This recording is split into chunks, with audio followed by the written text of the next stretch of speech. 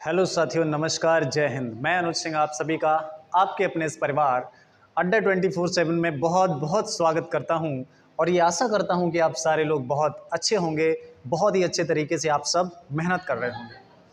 आपकी मेहनत को और ही बेहतर बनाने के लिए इसमें और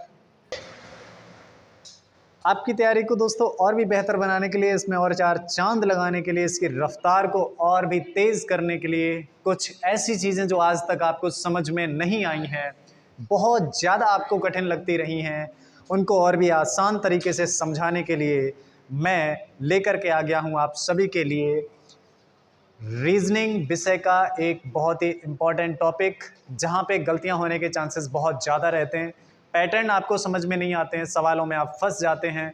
तो आशा है कि इस टॉपिक को इस तरीके से पढ़ने के बाद या मेरे द्वारा पढ़ने के बाद मुझे लगता है कि आप फुल कॉन्फिडेंट हो पाएंगे और बहुत ही अच्छी तरीके से इस टॉपिक को टैकल कर पाएंगे। इससे रिलेटेड जितने भी क्वेश्चन हैं उन क्वेश्चन को अच्छे तरीके से सॉल्व कर पाएंगे। और मैं आपको बता दूं कि इस टॉपिक को कंप्लीट करने के बाद जितने भी प्रीवियस ईयर क्वेश्चन इस टॉपिक से पूछे गए हैं उनको कंप्लीट करेंगे और उन सारे पैटर्न्स को कंप्लीट करेंगे जिनके चांसेस हैं आगे पूछे जाने के।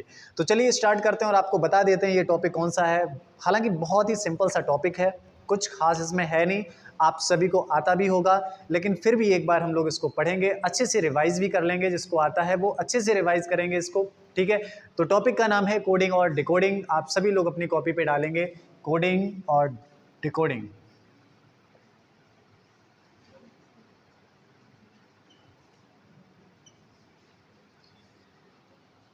कोडिंग और डिकोडिंग को पढ़ने के लिए इसको हम लोग कुछ पार्ट्स में बांट देते हैं अलग अलग। जैसे सबसे पहले बात करेंगे हम लोग लेटर कोडिंग की,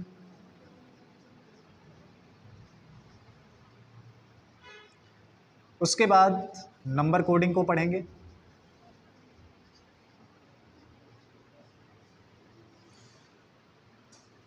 उसके बाद मिक्स कोडिंग। ठीक है भाई, लेटर कोडिंग क्या होती है उसको समझेंगे, नंबर कोडिंग क्या होती है उसको भी समझेंगे, मिक्स कोडिंग क्या होती है। ये तीनों टाइप्स के अलग अलग जितने भी क्वेश्चन बनते हैं उनको हम लोग यहाँ पे बहुत अच्छे तरीके से समझेंगे, ठीक है। और साथ ही साथ कुछ प्रीवियस से क्वेश्चन भी हम लोग करते रहेंगे। तो सबसे पहला पार्ट जो है लेटर कोडिंग, कॉपी पे डालेंगे सभी लोग। लेटर कोडिंग की बात यहाँ पे करेंगे तो समझते हैं लेटर कोडिंग से क्वेश्चन किस तरीके से पूछा जाता है। एक छोटा सा एग्जांपल यहाँ पे देखते हैं। जैसे MANGO, इसको मैंने लिखा NBOHP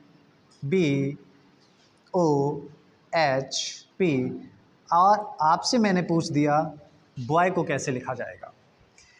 MANGO, इसको मैंने लिखा NBOHP, BOY को क्या लिखेंगे, ऐसे आपसे पूछा जाता है। तो एक बेसिक सा क्वेश्चन आपके सामने, जैसे ही आपने इसको देखा तो आपने समझा कि M के बाद N आता है, A के बाद B आता है, N के बाद O आता है, G के बाद H आता है और O के बाद P आता है। इसका मतलब इसमें इसके जस्ट आगे वाला लेटर दिया गया है। तो ऐसे ही B के बाद क्या आता है C, O के बाद क्या आता है P और Y के बाद क्या आता है Z। इस तरीके से मैंने इसको कोड कर दिया। यानी इन सब में क्या हो रहा है, एक एक लेटर प्लस हो रहा है, अगर इस तरीके से हम लोग समझें तो ये पैटर्न आपका बनता है, एक लॉजिकल पैटर्न यहाँ पे बन रहा होता है। तो पैटर्न में +1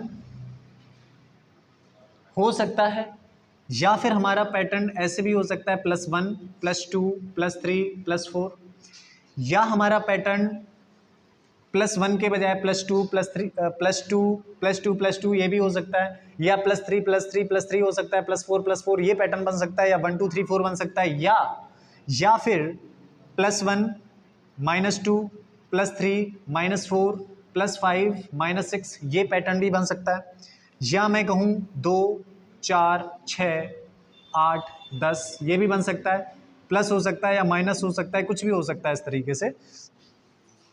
तो मेरे भाई एक लॉजिकल पैटर्न यहाँ पे बनना चाहिए। पैटर्न अगर ऐसे बन गया 1 3 2 5 3 7, अब ये जुड़ रहा है तो क्या ये एक लॉजिकल पैटर्न है? क्या ये एक लॉजिकल पैटर्न नहीं है, ये इस तरीके से पैटर्न बनना चाहिए। आशा है कि ये बात आप अच्छे तरीके से समझ पाए होंगे कि पैटर्न होता क्या है, ठीक है भाई। तो लेटर कोडिंग में ये मैंने एक एग्जांपल समझा और इस तरीके से इस चीज़ को जाना।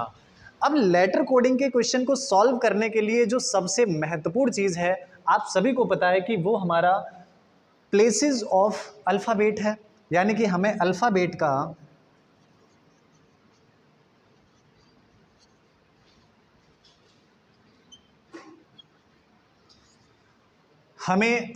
के प्लेसेस याद होने चाहिए। आप सभी को याद भी होंगे, और जिसको याद नहीं है वो लोग अपनी ट्रिक बना करके याद कर लेंगे। जैसे ABCD में इनका कौन सा स्थान होता है वो आपको याद करना होगा। जैसे मैंने कहा O किस नंबर पे आता है, आपने कहा 15 नंबर पे, तो O का कोड 15 हो गया। T 20 पे आता है, ऐसे V 22 पे आता है, J 10 पे आता है, I 9 पे आता है, H 8 पे आता है। तो इसको आप सभी लोग अच्छे तरीके से याद कर लेंगे। एक छोटी सी ट्रिक के माध्यम से मैं आपको बता भी देता हूँ। जैसे मैंने लिखा EJOTY, इजोटी से आप लोग याद कर लेते हैं इसको। E को मैंने 5 लिखा, ये 10, ये 15 और ये 20 और ये 25। ठीक है भाई, इसको याद रखिएगा। E 5वें नंबर पे आएगा, J 10वें नंबर पे, O 15वें नंबर पे, T 20वें नंबर पे और Y 25वें नंबर पे आ जाएगा। अब इसके आसपास कोई भी लेटर अगर आपसे पूछा गया है या किसी भी लेटर का आपको प्लेस पता करना है, तो आप एक आइडिया लगा सकते हैं। कैसे? जैसे मैंने कह दिया P का कोड कितना होगा, तो हमें पता है कि P O के बाद आता है और O का आपको याद है 15, तो P का कितना हो जाएगा 16। ठीक है भाई। मैंने कहा F का कोड कितना होगा, आपको याद नहीं है, आप भूल गए हैं, तो आपको याद है कि F जो है वो E के बाद आता है और E का 5 होता है, तो F का कितना हो जाएगा, यहाँ पर 6 हो जाएगा। ठीक है। ऐसे ही मैंने कहा H का कोड कितना होता है, H आपको पता है H किसके बाद आता है या किससे पहले आता है, तो आपने कहा EFGH। तो ऐसे E 5 पे होता है, तो 5 के बाद E का अगर 5 है, F का 6, G का 7 और H का 8 हो जाएगा। ठीक है भाई, तो आप लोग ट्रिक बना करके इसको अच्छे से याद कर लेंगे। ठीक है, आगे बढ़ते हैं हम लोग, आगे समझने का प्रयास करते हैं। यहाँ पे कुछ एग्जाम्पल्स, जैसे मैंने कहा फॉरवर्ड पैटर्न की मैंने बात की, ध्यान से समझना। मैंने कहा C में अगर 6 ऐड कर दिया जाए, C में 6 ऐड करने का मतलब है C की जो प्लेस वैल्यू है उसमें 6 जोड़ने के बाद कौन सा नंबर आएगा और उसके प्लेस पे कौन सा नंबर हो, कौन सा अल्फ़ाबेट होगा। जैसे C आता है तीसरे नंबर पे, 3 में 6 को ऐड कर दिया, कितना आ गया 9, 9 पे क्या मिलता है आपको I। इसका मतलब C में 6 जोड़ने के बाद क्या मिलेगा आपको, I मिल जाएगा। ऐसे ही मैंने कहा J, और J में हमने कहा 4 को जोड़ दो, तो J किस नंबर पे आता है, 10वें नंबर पे आता है। J का कोड कितना होता है 10, 10 में 4 जोड़ दिया, कितना हो गया 14 है, और 14 पे क्या मिलता है आपको, N मिलता है। तो हम समझ पाए कि अगर J में 4 को जोड़ दिया है तो कहाँ पहुँच जाएंगे, N पे पहुँच जाएंगे। ठीक है भाई, और ज़रा समझिएगा।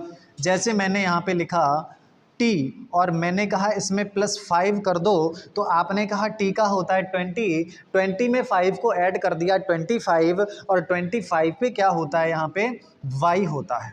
मैंने कहा T में भैया 8 को ऐड कर दो, तो T का कितना होता है 20, और 20 में आपने 8 ऐड कर दिया, तो आप कहेंगे सर ये तो 28 हो गया, ये तो 28 हो गया, लेकिन 28 पे तो कोई नंबर होता ही नहीं है, क्योंकि ABCD तो 26 पे ख़त्म हो जाती है। तो आप देखें 26 से कितना आगे चले गए, तो आपने देखा 26 से 2 अंक हम लोग आगे बढ़ गए, 2 अंक, तो 2 पे क्या आता है, B आ जाता है। इसका मतलब T में अगर 8 डिजिट आपको आगे बढ़ाएगा तो कितना आ जाएगा, B, क्योंकि ये इस तरीके से हमारे एक सर्कल में चलती है। मान लीजिए X Y Z, Z पे ख़त्म हो गया, Z पे ABC ख़त्म हो गई, तो A से फिर स्टार्ट हो जाएगी ABC, यानी Z 26, ये 27 ना होके 1 बन जाएगा, ये 28 ना होके 2 बन जाएगा, और इस तरीके से ये सर्कल अपना पूरा कर लेगी।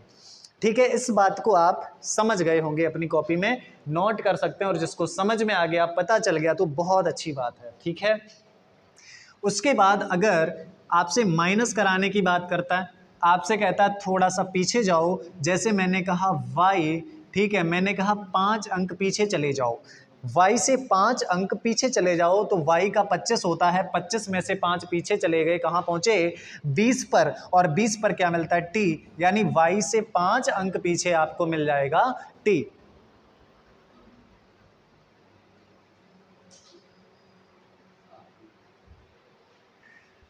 चलिए भाई, क्या आप मेरी बात को समझ पाए हैं? जी, बहुत अच्छी बात है। जैसे मैंने आपसे कहा ओ से मैंने कहा 6 डिजिट पीछे चले जाओ। ओ कितने पे होता है? 15 पे।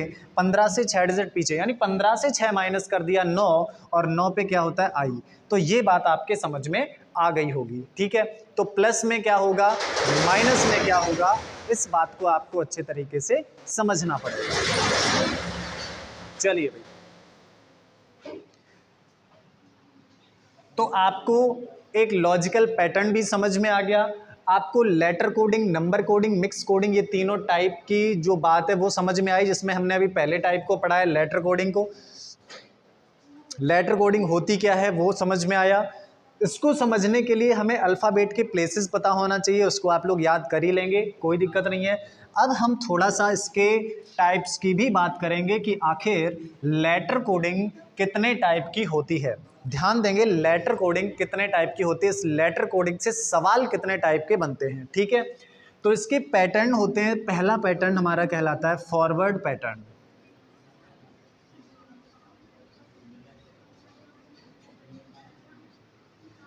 फॉरवर्ड पैटर्न में क्या होता है कि सीधे सीधे जो पैटर्न होता है वो एक दूसरे से लिंक होता है और कुछ ना कुछ जुड़ रहा होता है, जैसे या घट भी रहा हो सकता है। जैसे एक एग्जांपल लेते हैं, मान लो पहला, दूसरा, तीसरा, चौथा, पांचवा, छठा, कितने लेटर हैं भाई? मान लीजिए ये कोई शब्द लिखा है, इसमें 6 लेटर हैं, ठीक है। मैंने इसका कोड दिया 1 2 3 4 5 6, ठीक है भाई। पहले वाले का रिलेशन पहले वाले के साथ, दूसरे वाले का दूसरा, तीसरा तीसरे के साथ, चौथा चौथे के साथ, पांचवा पांचवें के साथ और छठा छठे के साथ लिंक हो जाएगा। पहला पहले के साथ, दूसरा दूसरे के साथ, तीसरा तीसरे के साथ, ऐसे ही ये लिंक हो जाएंगे। फॉरवर्ड पैटर्न इसको हम लोग कहते हैं। अब यहाँ पर एक लॉजिक चल रहा होगा जिसमें हो सकता है कुछ ऐड हो रहा हो, कुछ सब्ट्रैक्ट हो रहा हो, या फिर ऐड और सब्ट्रैक्ट दोनों चीज़ें हो रही हों, ठीक है। वो हमारे पैटर्न पर डिपेंड करेगा, जिसको हम लोग यहाँ से पहचान लेंगे। अल्फ़ाबेट के प्लेसेस लिख करके हम लोग आराम से इसको पहचान लेंगे, ठीक है। तो फॉरवर्ड पैटर्न में जो क्वेश्चंस बनेंगे उसकी बात हम लोग आगे कर रहे होंगे। दूसरा इसका जो टाइप बनता है रिवर्स पैटर्न।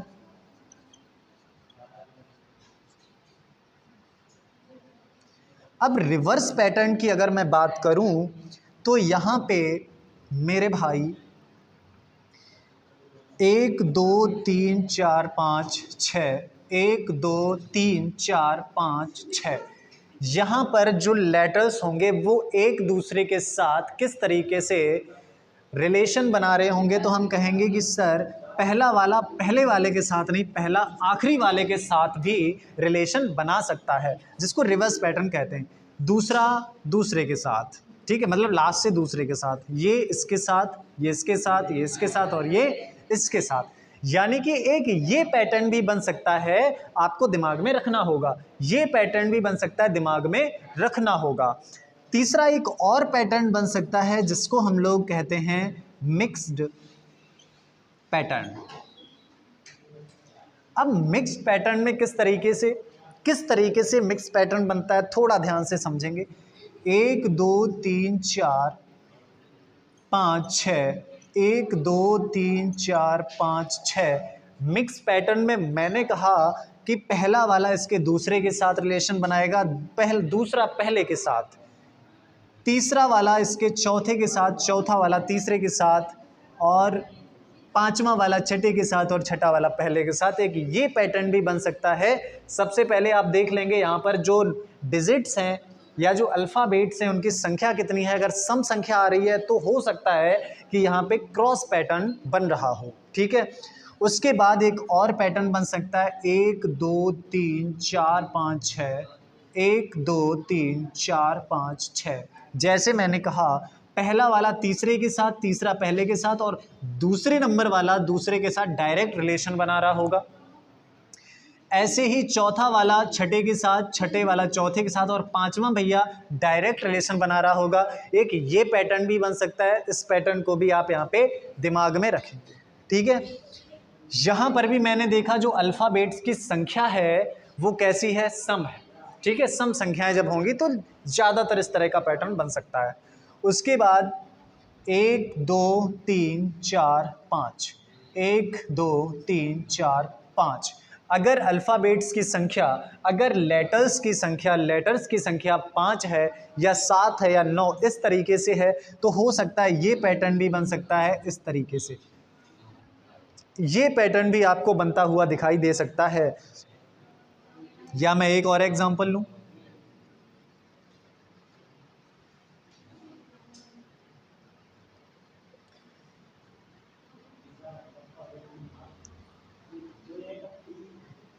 इसमें क्या होगा, इस तरह का पैटर्न भी बन सकता है भाई, ये पैटर्न भी बन सकता है। इस पैटर्न को भी आप दिमाग में रखेंगे।